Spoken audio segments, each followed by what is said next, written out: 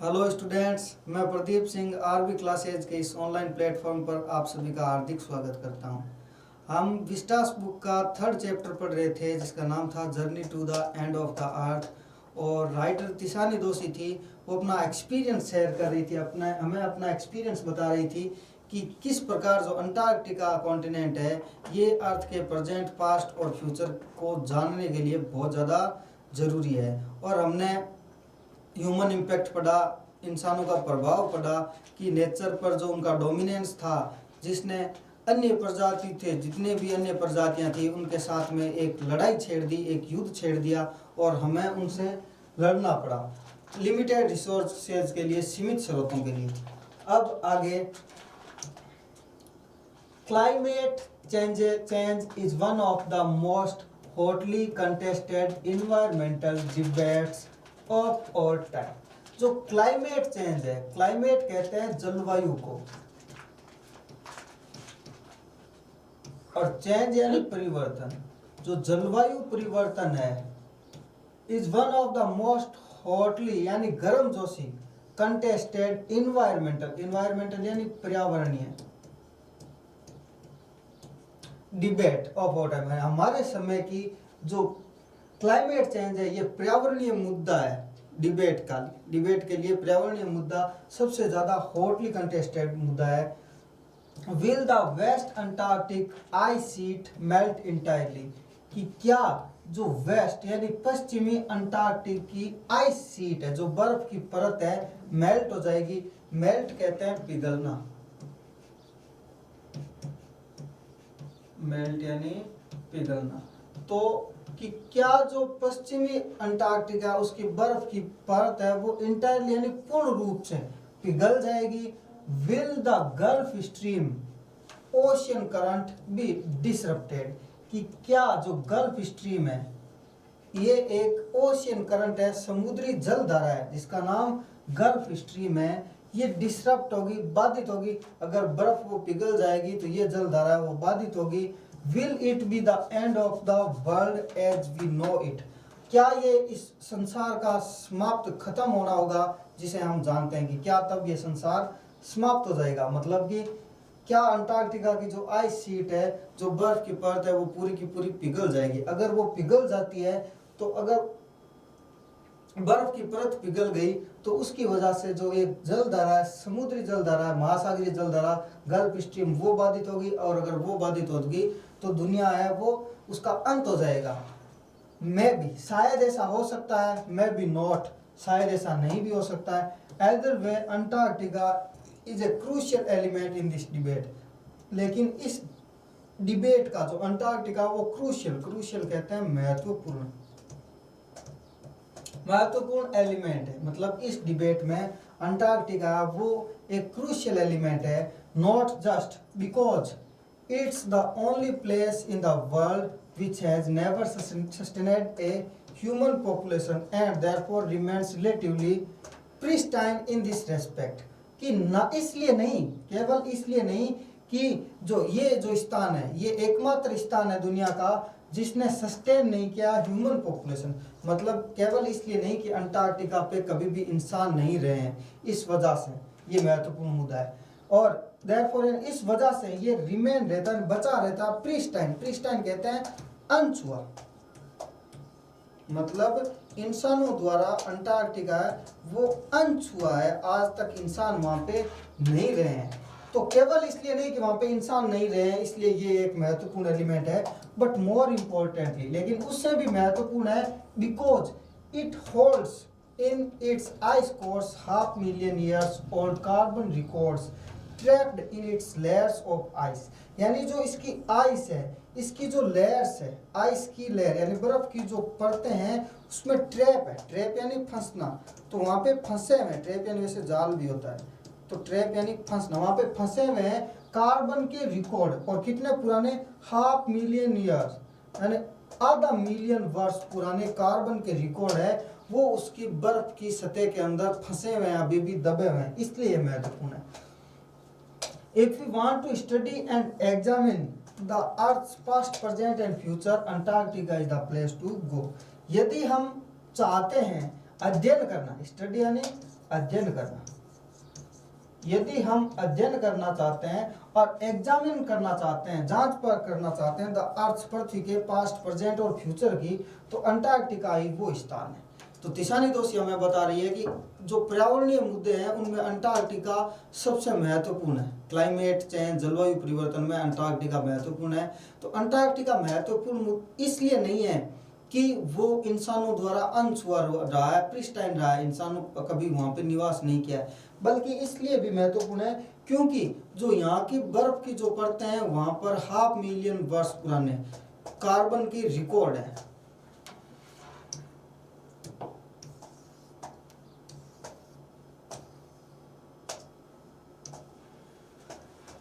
Students on ice, the program I was working with on the Sokolsky aims to do exactly this by taking high school students to the end of the world and providing them with inspiring educational opportunities which will help them foster a new understanding and respect for our planet। ये programme का नाम है students on ice. ये इस programme का नाम है I was working with, जिसके साथ में मैं काम कर रही हूँ। तिशामी दोषी, मैं चैप्टर के स्टार्ट में बताया था कि वो एक रशियन वेजल था, रशियन शिप था, रिसर्च वेजल था, जिसमें वो गई थी अंटार्कटिका में। तो वो जो प्रोग्राम था, जिस प्रोग्राम के अंदर वो गई थी, उस प्रोग्राम का नाम था स्टूडेंट्स ऑन आइस। तो ये प्रोग्राम जिसके साथ मैं काम कर रही हूँ सोकोल्स्की में, एम्स, उसका एम यही है, उसका लक्ष्य यही है, एग्जैक्टली दिस, मतलब बिल्कुल यही है, by taking high school students, अपने साथ में ले जाना हाई स्कूल के स्टूडेंट्स, हाई स्कूल स्टूडेंट्स जो हैं उनको ले जाना to the end of the world, दुनिया के किनारे तक, एंड प्रोवाइड करवाना, प्रोवाइड कहते हैं उपलब्ध करवाना,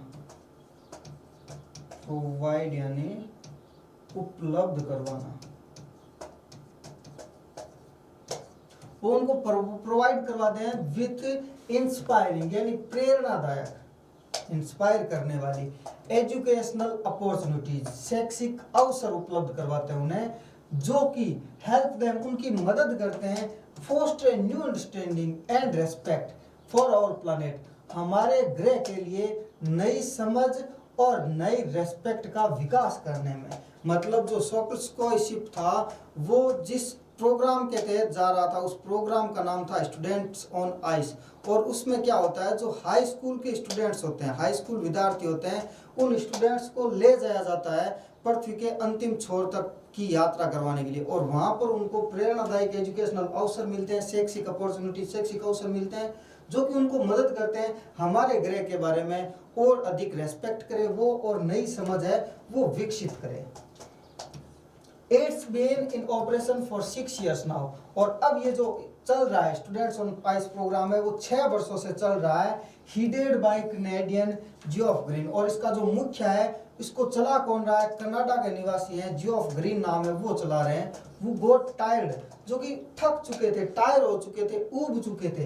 कार्टिंग कहते हैं ले जाना, कार्टिंग यानी ले जाना, ले जाकर ऊब चुके थे सेलिब्रिटीज को, एंड रिटायर्ड, और रिटायर लोगों को। मतलब ये प्रोग्राम तो पहले से भी चल रहा था, लेकिन पहले जो सेलिब्रिटीज होते थे उनको, और जो रिटायर्ड लोग होते थे उनको ले जाते थे वो रिच धनवान लोगों को, क्यूरियोसिटी सीकर, क्यूरियोसिटी कहते हैं जिज्ञासु, जो जिज्ञासु लोग होते थे उनको ले जाते थे। who could only give back in a limited way, जो कि उनको गिव बैक करते थे, वापस देते थे लिमिटेड वे में, सीमित रूप में। मतलब उनको ले जाने से वो, उनको केवल पैसे ही मिलते थे, उनको केवल पैसे दे सकते थे वो, विथ स्टूडेंट्स ऑन आइस। लेकिन जो स्टूडेंट्स ऑन आइस प्रोग्राम है, he offers the future generation of policy makers, वो क्या करता है, जो भावी पीढ़ी है, फ्यूचर जनरेशन है, जो भविष्य की पीढ़ी है, जनरेशन है, ऑफ पॉलिसी मेकर्स कहते हैं नीति निर्माता, जो नीति निर्माताओं की भावी पीढ़ी है उनको ऑफर करवाती है लाइफ चेंजिंग एक्सपीरियंस, जीवन को बदलने वाला एक्सपीरियंस उपलब्ध कराती है, एट एन एज यानी एक ऐसी उम्र पर, when they are ready to observe करना, मतलब कि सोखना, ग्रहण करना, जब वो ग्रहण करने के लिए रेडी हैं, तैयार हैं सीखने के लिए, एंड मोस्ट इम्पोर्टेंटली एक्ट यानी काम करने के लिए। मतलब कि ये जो प्रोग्राम है, पहले क्या करते थे, वो जो रिच लोग होते थे, रिटायर्ड होते थे और जो जिज्ञासु होते थे, उनको जियो ऑफ ग्रीन है वो अपने साथ में लेके जाते थे, लेकिन वो बदले में उनको केवल पैसे ही दे सकता था। मतलब वो लोग थे, वो बदले में उनको सिर्फ और सिर्फ पैसे दे सकते थे, लिमिटेड वे में। उन वो खुद क्या समझते थे वो नहीं जरूरी था ना। लेकिन जब वो स्टूडेंट्स को उन्होंने ले जाना स्टार्ट किया, जो कि हमारी नीति निर्माताओं की भावी पीढ़ी है, जो नेक्स्ट जनरेशन है, और उनको एक जीवन बदलने वाला एक्सपीरियंस मिलता है वहाँ पे जाने के बाद में, और एक ऐसी उम्र पर जब वो ग्रहण करने में, सीखने के लिए एकदम रेडी होते हैं। मतलब जो स्टूडेंट लाइफ है, इस टाइम, इस समय बच्चों का दिमाग भी तेज होता है और बच्चे हर चीज को थोड़ा जल्दी ग्रहण करते हैं। The reason the program has been so successful is because it's impossible to go anywhere near the South Pole and not be affected by it. अब इसका कारण कि जो ये प्रोग्राम है वो इतना सफल रहा, सक्सेसफुल रहा, इसका कारण क्या है? इसका कारण ये है क्योंकि ये असंभव है, इम्पॉसिबल है कि आप साउथ पोल यानी कि दक्षिणी ध्रुव,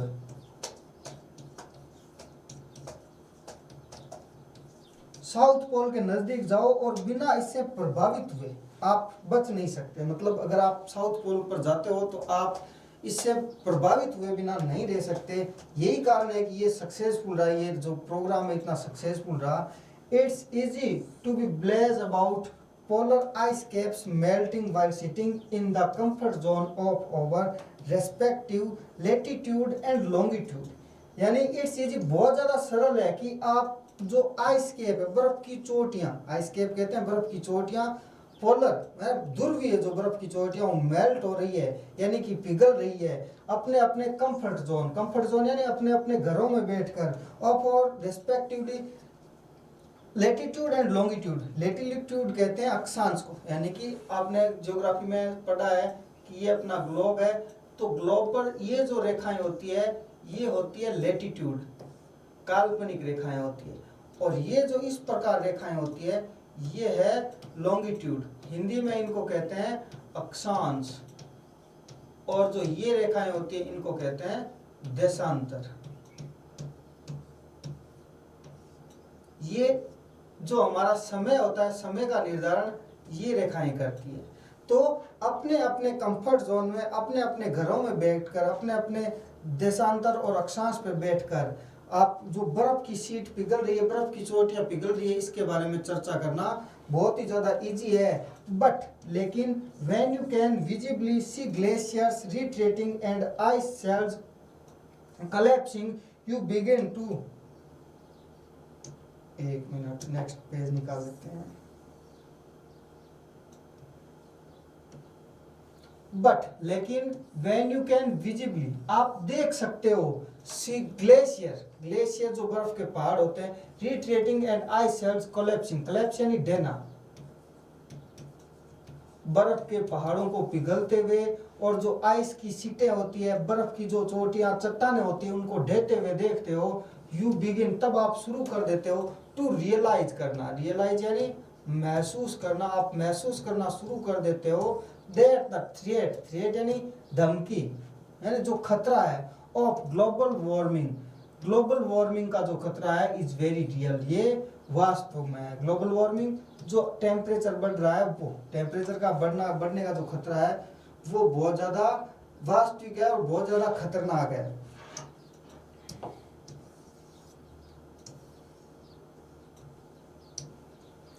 Antarctica, because of her simple ecosystem and lack of biodiversity, is the perfect place to study how little changes in the environment can have big repercussions. Antarctica, क्योंकि अपना जो सिंपल साधारण सा इकोसिस्टम है, जैव तंत्र है अंटार्कटिका का, बिल्कुल साधारण सा जैव तंत्र है। एंड लेक कहते हैं कमी को, और कमी होना किसमें? बायोडाइवर्सिटी कहते हैं जैव विविधता। तो जैव विविधता क्या होती है? विभिन्न प्रकार के जीवों का होना। तो विभिन्न प्रकार के जीवों का होना मतलब अंटार्कटिका में तो किसी प्रकार के जीव है ही नहीं, बहुत कम जीव रहते हैं, तो वहां पे जैव विविधता में अत्यधिक कमी है। तो जैव विविधता में कमी की वजह से परफेक्ट प्लेस है, मतलब बिल्कुल सही स्थान है अध्ययन करने का क्या अध्ययन करने का, how little changes in the environment, कि पर्यावरण में, इन्वायरमेंट कहते हैं पर्यावरण में होने वाले जो छोटे छोटे बदलाव है, can have big repercussions, repercussions यानी परिणाम, उनका रिजल्ट है वो बहुत ही ज्यादा खतरनाक हो सकता है, मतलब बड़े परिणाम हो सकते हैं, मतलब छोटी छोटी चीजों में होने वाला बदलाव है, इसका रिजल्ट अत्यधिक खतरनाक और बहुत बड़ा हो सकता है। टेक द माइक्रोस्कोपिक फाइटोप्लैंक्टन, आप जो माइक्रोस्कोपिक यानी सूक्ष्मदर्शी से दिखने वाला सूक्ष्मतम फाइटोप्लैंक्टन, एक घास होती है, समुद्री घास है, घास यानी घास, समुद्री घास है, फाइटोप्लैंक्टन नाम है, आप इसको ही ले लीजिए। दोज ग्रासेज, ग्रासेज जो घासें हैं, ऑफ द सी यानी समुद्री घासें हैं, दैट नरिश एंड सस्टेन यानी पालन पोषण करती है entire southern ocean food chain, जो दक्षिणी महासागरीय भोजन श्रृंखला, खाद्य श्रृंखला, एंटायर यानी संपूर्ण,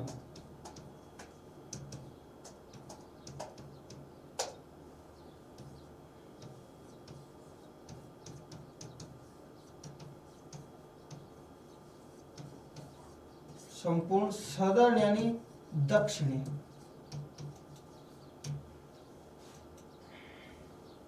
ओशियंस यानी महासागरीय फूड चेन, खाद्य श्रृंखला।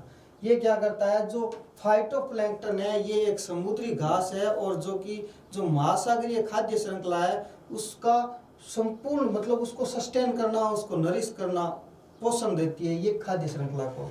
दीज सिंगल सेल्ड प्लांट्स मतलब एक कोशिकीय, सिंगल सेल्ड यानी एक कोशिकीय जो पौधे हैं, यूज द सन्स एनर्जी, ये यूज में लेते हैं सूर्य की ऊर्जा को, to assimilate carbon and synthesize organic compounds in that wondrous and most important of, ये क्या करती है, कार्बन को यूज में लेकर, सूर्य की ऊर्जा को यूज में लेकर संश्लेषित करती है ऑर्गेनिक कंपाउंड्स, जैव कंपाउंड बनाती है, और आश्चर्यजनक रूप से और सबसे महत्वपूर्ण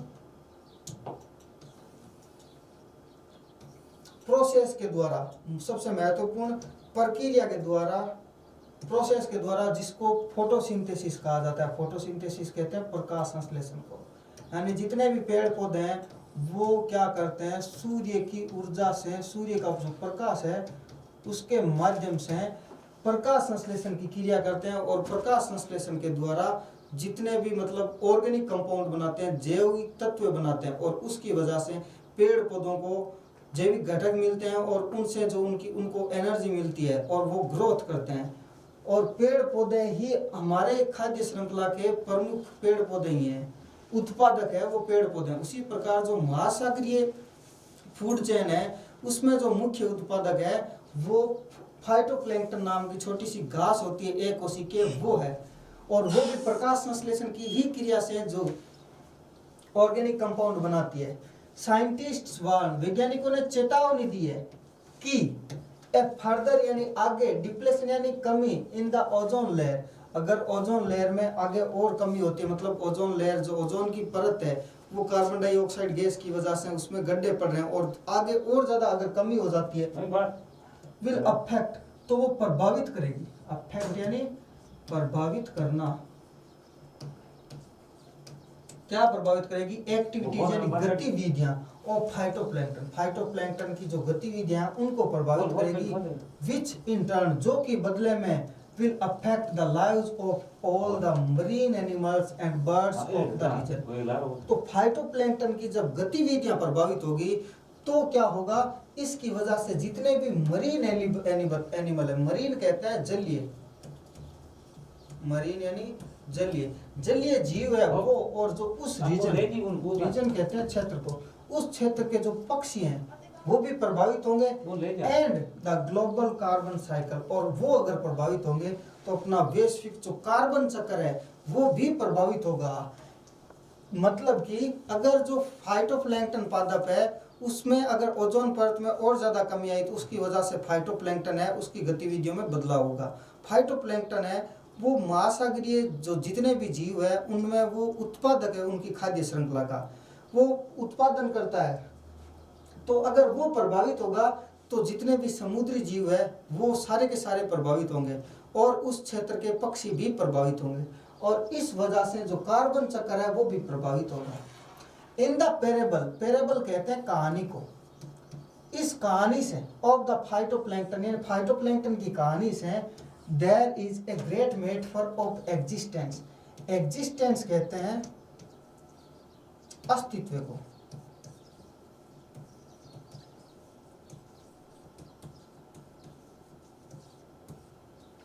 तो अस्तित्व के लिए ये एक विशेष रूपक है, एक रूपक है, मेटाफर है। क्या रूपक है? Take care of the small things and the big things will fall into place, कि आप क्या करो, आप छोटी छोटी चीज़ों को व्यवस्थित करो, बड़ी चीज़ें अपने आप व्यवस्थित हो जाएगी। मतलब कि छोटी छोटी चीज़ों को अगर आप सही करोगे तो जो बड़ी चीज़ें हैं वो अपने आप सही हो जाएगी, आपको उनको सही करने की ज़रूरत नहीं है। वो कौन था? ओशियन, यानी महासागर पर चलना, वो यानी चलना, तो महासागर पर चलना।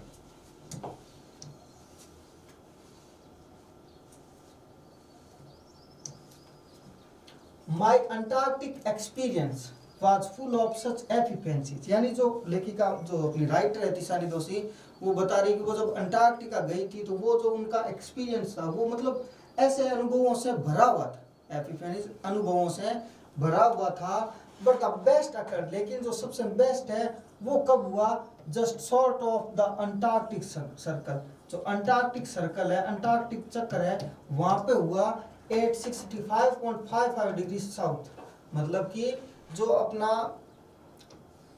इक्वेटर है इससे इधर कहाँ पे 65.55 डिग्री साउथ की तरफ, उत्तरी अक्षांश, वहां पे होता है। क्या होता है?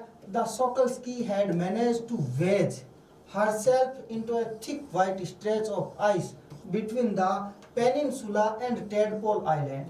पेनिनसुला कहते हैं प्रायद्वीप, पेनिनसुला यानी प्रायद्वीप, और टेडपोल आइलैंड द्वीप है।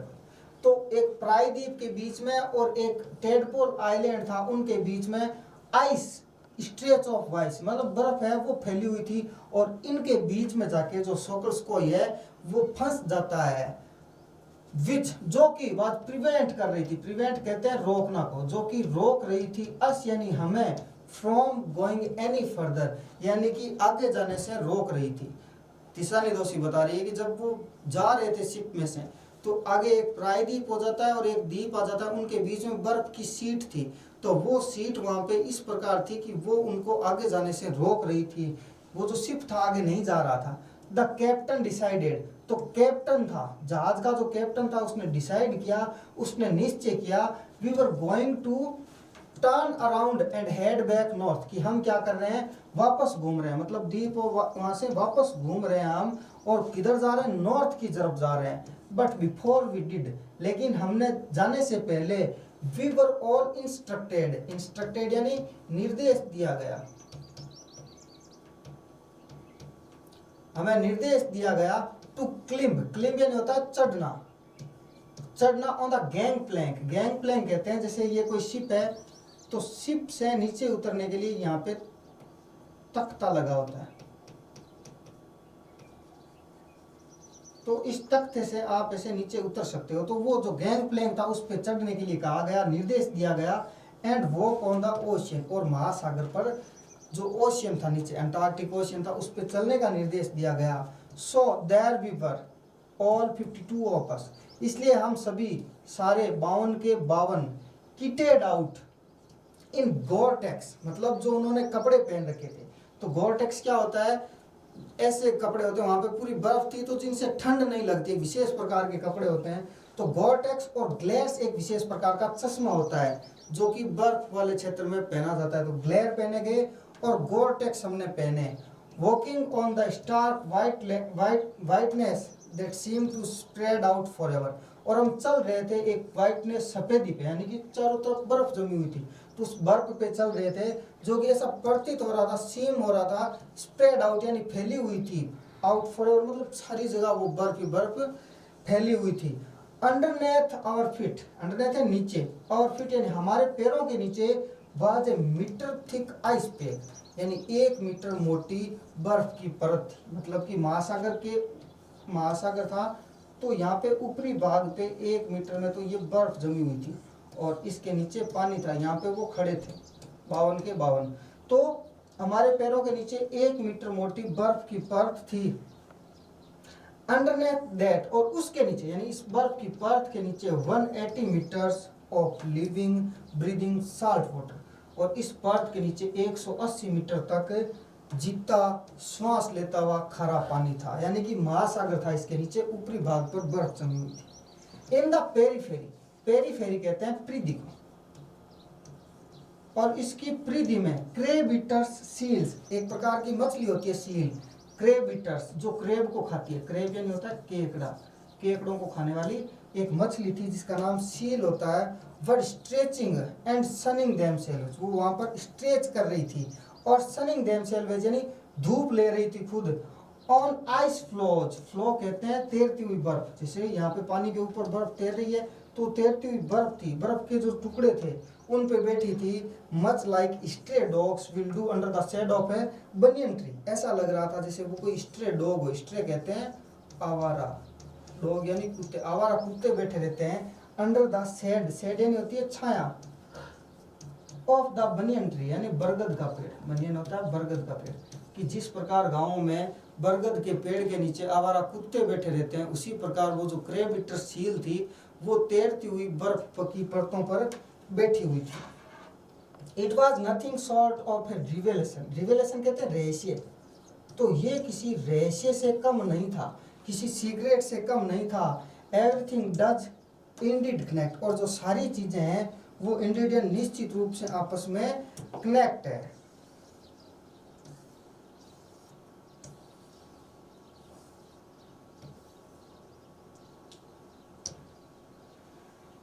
नाइन टाइम जोन यानी 9 समय क्षेत्र, 6 चेक पॉइंट यानी 6 नाके, 3 बॉडीज ऑफ वाटर यानी 3 जल स्रोत, एंड मेनी इकोस्फीयर, और इतने ही जो जैव मंडल आते हैं लेटर उनके बाद में, मतलब वापस आने के बाद में।